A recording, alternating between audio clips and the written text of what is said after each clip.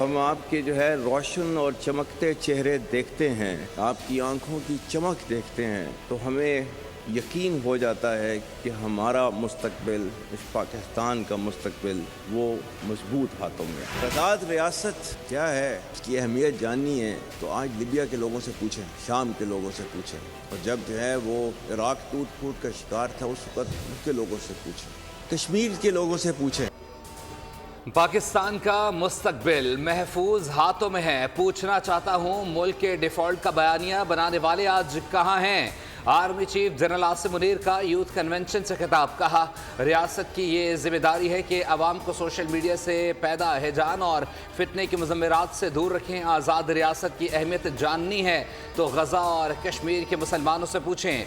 आज़ाद मुमलिकत में सांस लेने की अहमियत लीबिया, शाम और इराक के लोगों से पूछें। अवाम, हुकूमत और फ़ौज के दरमियान मजबूत रिश्ता ही पाकिस्तान की तरक्की का ज़ामिन है। जनरल आसिम मुनीर ने मज़ीद कहा कि हमें उम्मीद का दामन कभी हाथ से नहीं छोड़ना चाहिए। अल्लाह ताला ने कुरान मजीद में मुसलमानों को मायूस होने से मना फरमाया है। पाकिस्तान का सबसे बड़ा और कीमती सरमाया नौजवान है।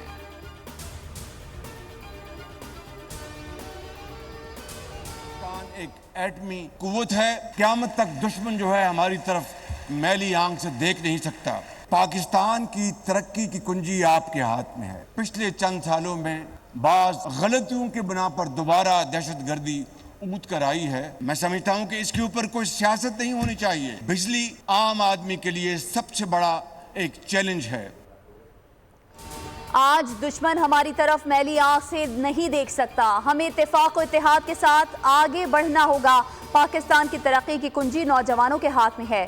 वजीर आजम शहबाज शरीफ का इस्लामाबाद में कौमी यूथ कन्वेंशन से खिताब। कहा, दहशतगर्दी के खिलाफ जंग में मईशत को 150 अरब का नुकसान हुआ। पिछले चंद सालों में बाज गलतियों से दहशतगर्दी की लहर दोबारा आई। उन्होंने मजीद कहा कि बिजली के रिलीफ पर सियासत नहीं होनी चाहिए। बिजली आम आदमी के लिए सबसे बड़ा चैलेंज है।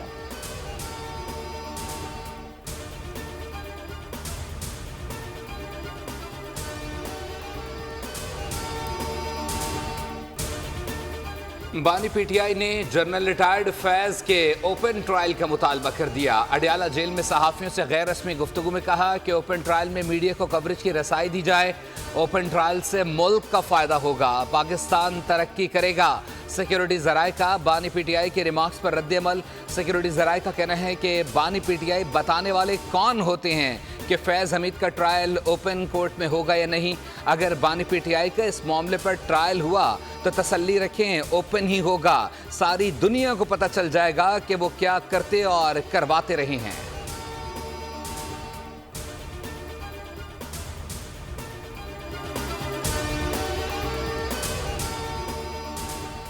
तहरीक इंसाफ के कल के इस्लामाबाद जलसे का एनओसी मनसूख कर दिया गया। चीफ कमिश्नर इस्लामाबाद की जेर सदारत इजलास में एनओसी मनसूखी का फैसला किया गया। जिला इंतजामिया का कहना है कि मजहबी जमातों ने एहतजाज की कॉल दे रखी है।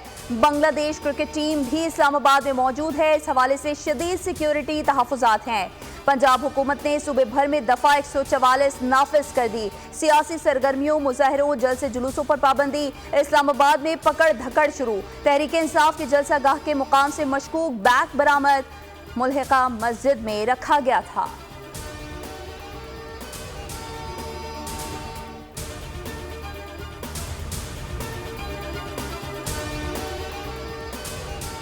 तहरीक इंसाफ की जलसा मनसूखी पर तौहीन अदालत की दरख्वास्त इस्लामाबाद हाई कोर्ट में दायर करने की तैयारी। चेयरमैन पीटीआई बैरिस्टर गौहर ने कहा, हाई कोर्ट के अहकामात की रोशनी में जारी एनओसी कैंसिल नहीं किया जा सकता।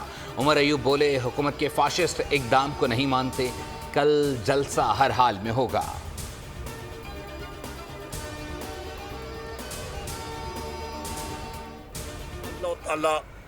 तरनौल चौक के मुकाम पे ज़रूर होगा 22 तारीख 2024 यानी कि 22 अगस्त 2024 को। या का नाबुदो या का नस्तईन, हमारा जलसा जिसकी एनओसी हमें अदालत ने दी थी वो एनओसी फिर कमिश्नर साहब ने उसको कैंसिल कर दिया है। हम हर सूरत में ये जलसा करेंगे। ये जलसा तरनौल चौक पे होगा। अब पूरे पाकिस्तान की आवाम से कह रहा हूँ कि आप तरनौल चौक पे पहुँचें। कल तहरीक इंसाफ का जलसा जरूर होगा। वजीर आला खैबर पख्तूनख्वा अली अमीन गंडापुर डट गए। कहा खैबर पख्तूनख्वा के लोग कल 3:30 बजे सवाबी इंटरचेंज पहुंचे। ऐलान किया कि सवाबी इंटरचेंज से काफिले की क़यादत खुद करूंगा। मुल्क के बाकी लोग भी तरनौल पहुंचे।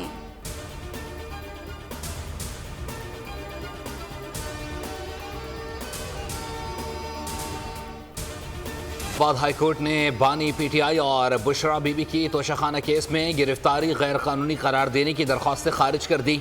जस्टिस मियां गुल हसन औरंगजेब और जस्टिस बाबर सत्तार ने तोशाखाना केस में गिरफ्तारी गैर कानूनी करार देने की दरख्वास्तों पर समाअत की। नए प्रोसिक्यूटर ने कहा कि तोशाखाना रेफरेंस फाइल हो चुका है, अब इनके पास जमानत बादस गिरफ्तारी दायर करने का इख्तियार है।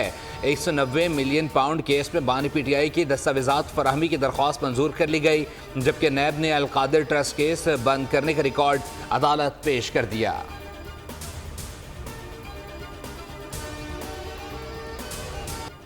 लाड़काना से ईरान जाने वाले ज़ायरीन की बस को ईरान के शहर यज़्द में खौफनाक हादसा। ब्रेक फेल होने से बस दीवार में जा टकराई। 35 मुसाफिर जिंदगी की बाजी हार गए। बस में सवार 52 ज़ायरीन चेहलम शहदाए करबला में शिरकत के लिए जा रहे थे। जाँ भाग अफराद में खवातीन और बच्चे भी शामिल। CCTV फुटेज बोल न्यूज़ को मौसूल। फुटेज में बस को तेजी से गुजरते हुए देखा जा सकता है। ज़ायरीन का ताल्लुक लाड़काना, खैरपुर, मीरस, कंदकोट और कश्मोर से है। सदर जरदारी और वज़ीर आज़म का हादसे पर इजहार अफसोस। वजारत खारजा को मैयतें पाकिस्तान लाने के लिए इक़दामात की हिदायत। वफाकी वज़ीर दाखिला मोहसिन नकवी, वज़ीर आला पंजाब मरियम नवाज और गवर्नर सिंध कामरान खान चिसोरी का भी हादसे पर गहरे दुख और अफसोस का इजहार।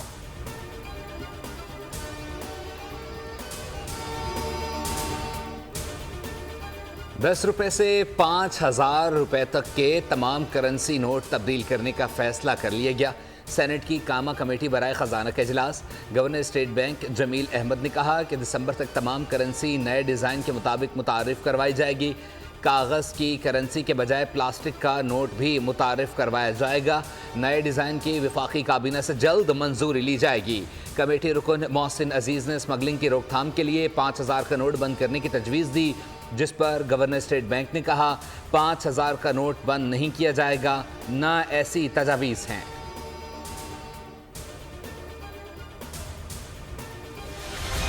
पंजाब में बिजली सस्ती, कराची पर महंगाई का एक और वार। एक ही मुल्क में दोहरा मयार। नापरा ने कराची के सार्फिन पर बिजली बम गिरा दिया। बिजली ₹5.75 महंगी कर दी गई। माहाना फ्यूल कॉस्ट एडजस्टमेंट की मद में इजाफा। मई में ₹2.59, जून में ₹3.16 फी यूनिट महंगी कर दी गई। सार्फिन से वसूली अक्टूबर और नवंबर के बिलों में होगी। नापरा ने तफसीली फैसला जारी कर दिया।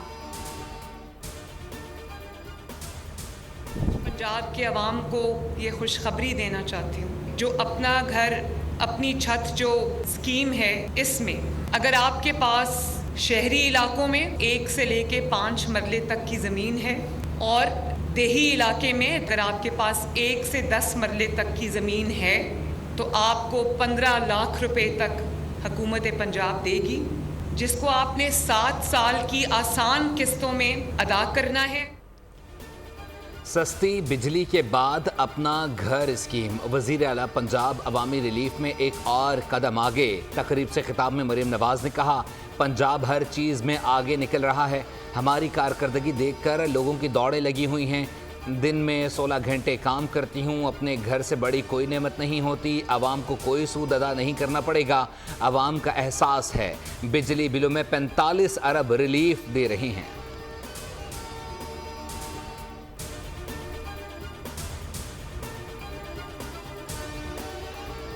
40,000 मेगावाट है, 20,000 इस्तेमाल कर रहे हैं। दूसरी तरफ कहते हैं बिजली महंगी होने की वजह से फैक्ट्रियां बंद हो रही हैं, और जितनी डिमांड कम होगी, जो जैसे मैंने आपको बताया, उतनी कीमत बढ़ती चली जाएगी बिजली की।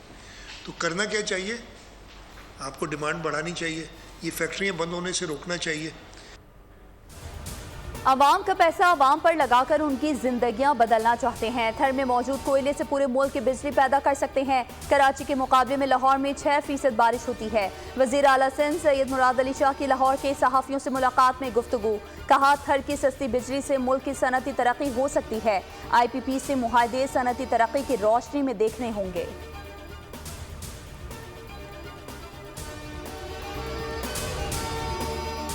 मरीम नवाज दो सूबों की हुकूमतों के आसाब पर बुरी तरह सवार हैं। एक शख्स ने 1 करोड़ नौकरियां और 50 लाख घर देने का वादा किया, फिर उससे मुकर गया। दूसरी जमात पिछले 3 साल से सिंध में 21 लाख घर बनाने के सिर्फ ऐलानात कर रही है। आज़मा बुखारी की तनकीद, कहा मरीम नवाज की हुकूमत को सिर्फ चंद माह हुए, इनका काम बोल रहा है। आने वाले दिनों में जो फौरी नौइयत के अहदाफ हैं वो ये हैं कि 28 अगस्त को इंशाअल्लाह पूरे पाकिस्तान में मुल्क गिर हड़ताल होगी और इस हड़ताल को कामयाब बनाना आपकी जिम्मेदारी। पूरी ताजिर बरादरी भी 28 तारीख को हड़ताल कर रही है। एक बहुत बड़ा इलाका जो कच्चे का इलाका कहलाता है, वहाँ डाकुओं का राज, वहाँ हुकूमत की मर्जी के बगैर, इदारों की मर्जी के बगैर कैसे यह असला इन कच्चे के इलाके में पहुंच सकता है। हुक्मरानों ने मईशत को तबाह कर रखा है। 28 अगस्त को मुल्क गिर हड़ताल होगी। हुक्मरानों को बताना है कि पूरी कौम और ताजिर बरादरी हड़ताल कर रही है। आने वाले दिनों में तहरीक चलानी है। मुल्क में अदलो इंसाफ चाहते हैं। अमीर जमात इस्लामी पाकिस्तान हाफिज नईमुर रहमान का हैदराबाद में पार्टी जिम्मेदारान से खिताब, कहा सिंध के कच्चे में डाकुओं का राज है। हुकूमत की मर्जी के बगैर असलहा कैसे पहुंच सकता है।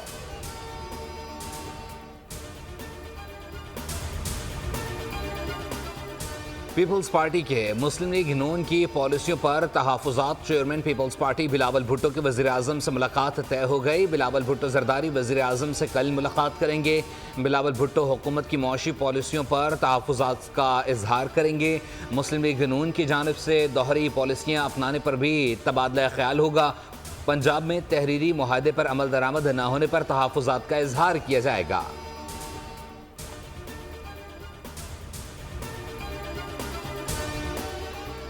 सूबाई वज़ीर दाखिला जिया लांगू को डे नोटिफाई कर दिया गया। जिया लांगू के वजारत दाखिला का कलमदान भी कलअदम करार। इलेक्शन ट्रिब्यूनल का PB 36 के साथ पोलिंग स्टेशन पर दोबारा वोटिंग का हुक्म। जस्टिस अब्दुल्ला बलोच ने इंतखाबी उज़रदारी पर समाअत की।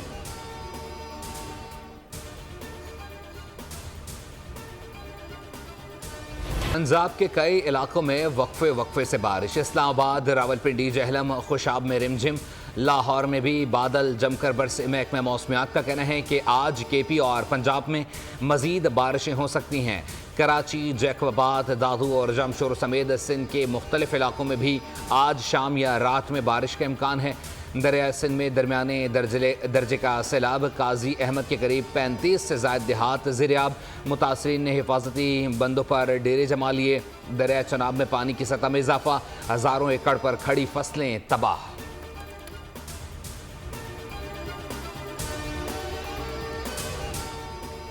कारसाज हादसे में गिरफ्तार मुलजिमा को अदालती रिमांड पर जेल भेज दिया गया। मुलजिमा को चेहरा ढांप कर अदालत में पेश किया गया। जिना अस्पताल में जेर इलाज मुलजिमा नताशा को डिस्चार्ज कर दिया गया। नफ्सियाती वार्ड के सरबराह के मुताबिक नताशा की दिमागी हालत बिल्कुल ठीक है।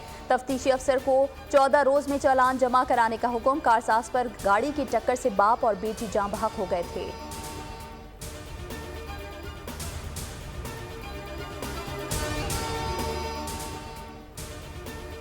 गजा में इसराइली दरिंदगी का 319वां रोज। हमलों में मजीद 52 फलस्तीनी शहीद हो गए। इसराइली फोर्सेस ने जबाल यूनुस समेत गजा की पट्टी पर रात भर हमले किए।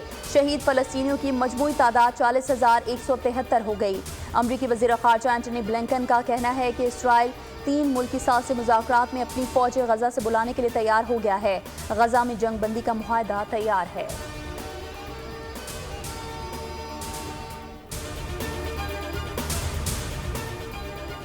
रूसी सदर 13 साल बाद चीचनिया पहुंच गए। चीचनिया के सरबरा ने उनका इस्तकबाल किया। रूसी खबरसा इदारे के मुताबिक पुतिन ने ग्रोजनी में हाल ही में तामीर होने वाली बड़ी जामे मस्जिद ईसा अलैहिस्सलाम का भी दौरा किया। पुतिन ने तोहफे में मिले कुरान पाक के नुस्खे को चूमा, दिल से लगाया।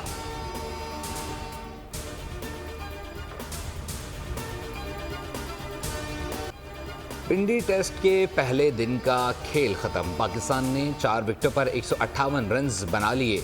साउथ शकील 57 और मोहम्मद रिजवान 24 रन बनाकर नॉट आउट हैं। बारिश की वजह से पहले दिन सिर्फ 41 ओवर्स का खेल मुमकिन हो सका।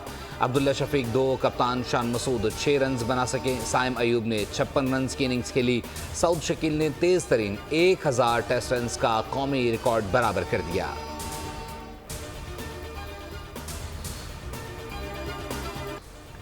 नाम बड़े और दर्शन छोटे, बाबर आजम निकले कारकर्दगी के खोटे। पिंडी टेस्ट की पहली इनिंग्स में रन्स का खाता भी ना खोल सके। साबिक पाकिस्तानी कप्तान जिम्मेदारी निभाने में एक बार फिर मुकम्मल नाकाम। सुपरस्टार होने के दावेदार ने एक बार फिर अपने फैंस को मायूस किया। बांग्लादेश की औसत दर्जे की बॉलिंग के खिलाफ बाबर आजम के फ्लॉप शो ने उनकी अहलियत पर सवालात उठा दिए।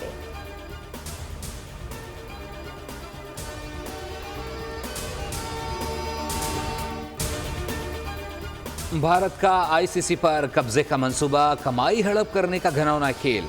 ऑस्ट्रेलवी मीडिया ने भांडा फोड़ दिया। आईसीसी और ब्रॉडकास्टर्स में $4.5 बिलियन की टीवी राइट्स की जंग। जेशा गवर्निंग बॉडी के सरबरा बनकर भारतीय ब्रॉडकास्टर्स को फायदा पहुंचाना चाहते हैं।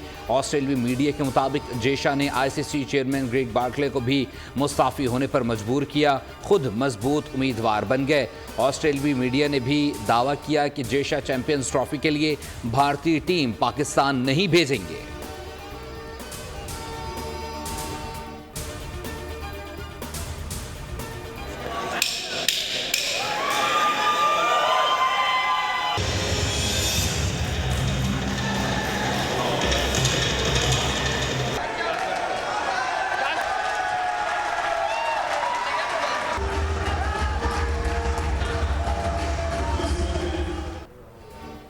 Mixed martial arts Asian championship का सेमीफाइनल राउंड इख्तिताम पजीर। पाकिस्तान के 6 फाइटर्स अब्दुल मन्नान, ज़ीशान अकबर, शहाब अली और बानो भट्ट, ईमान अली और बुशरा अहमद फाइनल में पहुंच गए। खवातीन में सबसे बड़ा मुकाबला पाकिस्तान की बानो भट्ट और भारत के खुशबू निशात के दरमियान हुआ। सनसनीखेज मुकाबले के बाद पाकिस्तानी बानो भट्ट ने मुकाबला जीत लिया। पाकिस्तानी फाइटर अब्दुल मन्नान ने बहरीन के अब्दुल्ला इस्माइल को दूसरे राउंड में नॉकआउट किया।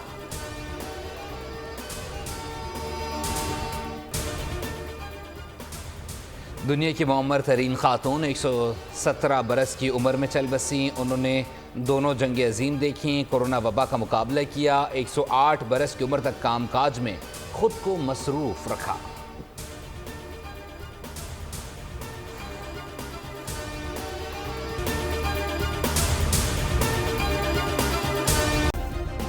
सब्सक्राइब करें और बेल दबाएं ताकि कोई खबर रह न जाए।